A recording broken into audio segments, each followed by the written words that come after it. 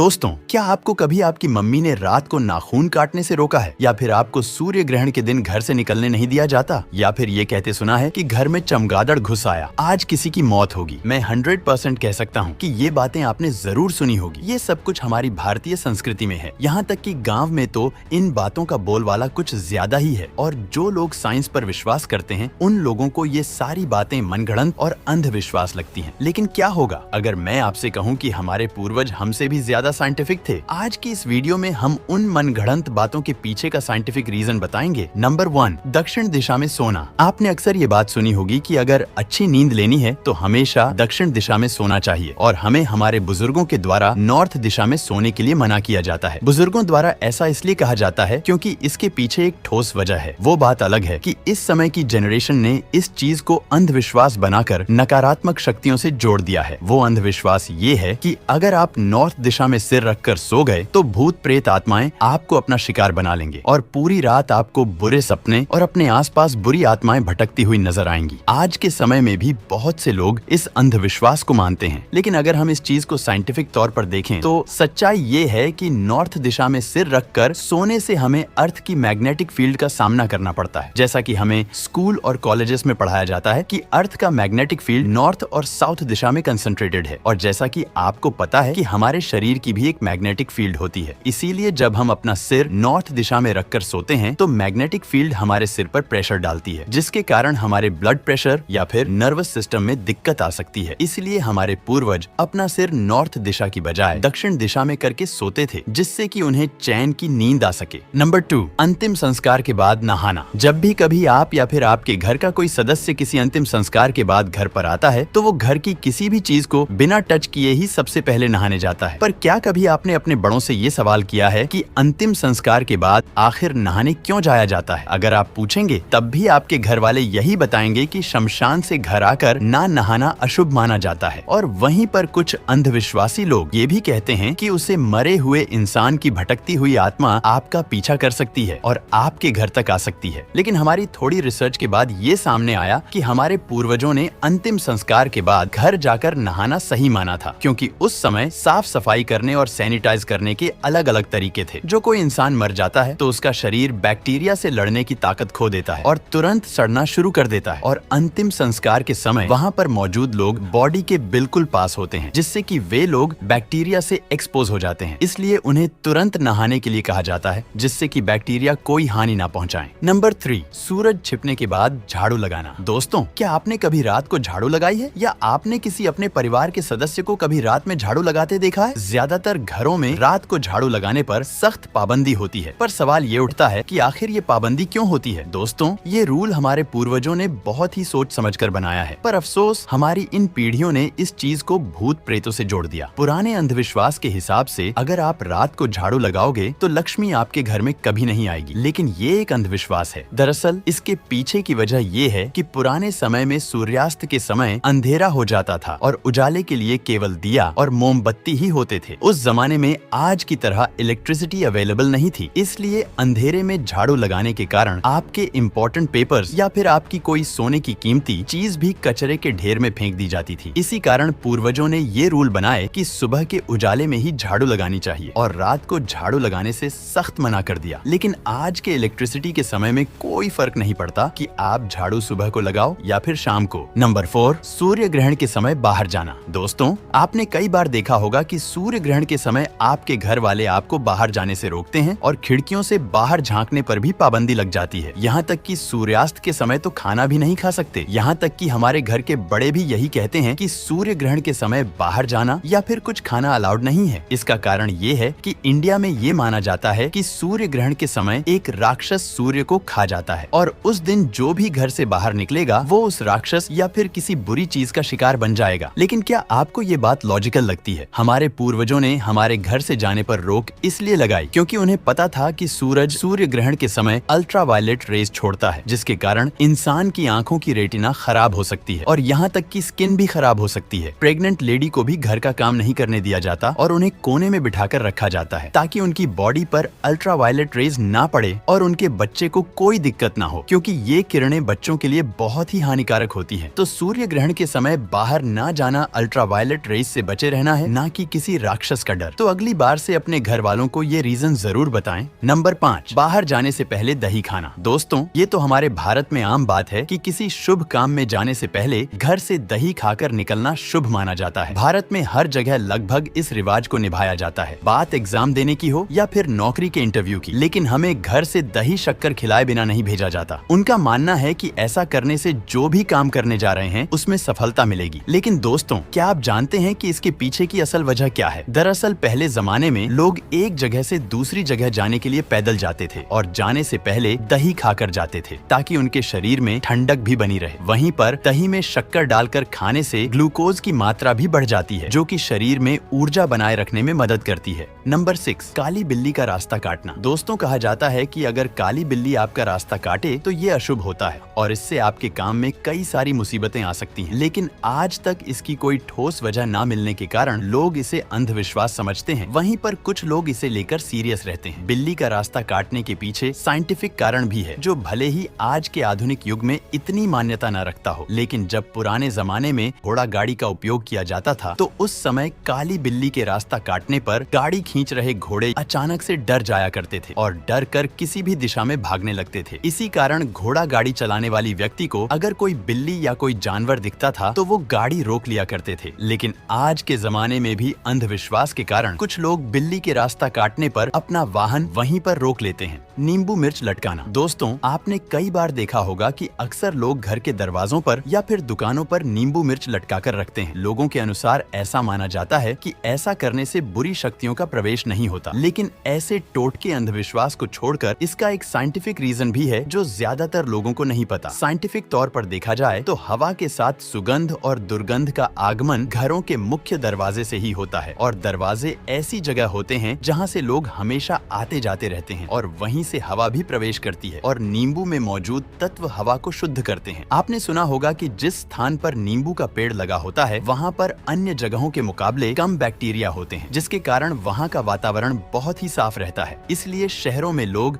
अपने घर के दरवाजों और दुकानों में नींबू मिर्च लटका कर रखते हैं, जिससे घर में आने वाली हवा शुद्ध हो जाए, जिससे वहाँ पर मौजूद लोगों को शुद्ध हवा और पॉजिटिव वातावरण मिल सके। इसके अलावा आपने ये भी देखा होगा कि मिर्च नींबू लटकाने से पहले लोग नींबू में छेद करते हैं। इसका कारण ये है कि नींबू में किए गए छेद से निकलकर नींबू की सुगंध और ज्यादा आती है, जिससे इसकी सुगंध से कीड़े मकोड़े और मच्छर दूर रहते हैं और हवा में भी ताजगी आती है, जिससे कई तरह की बीमारियों से भी बचा जा सकता है। ज्यादातर सभी बाबा हमें ऐसे ही अंधविश्वास दिखाकर लूटते हैं और हम भारतीय लोग इतने सीधे होते हैं जो इन बाबाओं के झांसे में आ जाते हैं। तो दोस्तों, हमारा आपसे यही कहना है कि आप किसी भी तरह के अंधविश्वास में विश्वास ना करें और हमेशा साइंस को ही ज्यादा महत्व दें।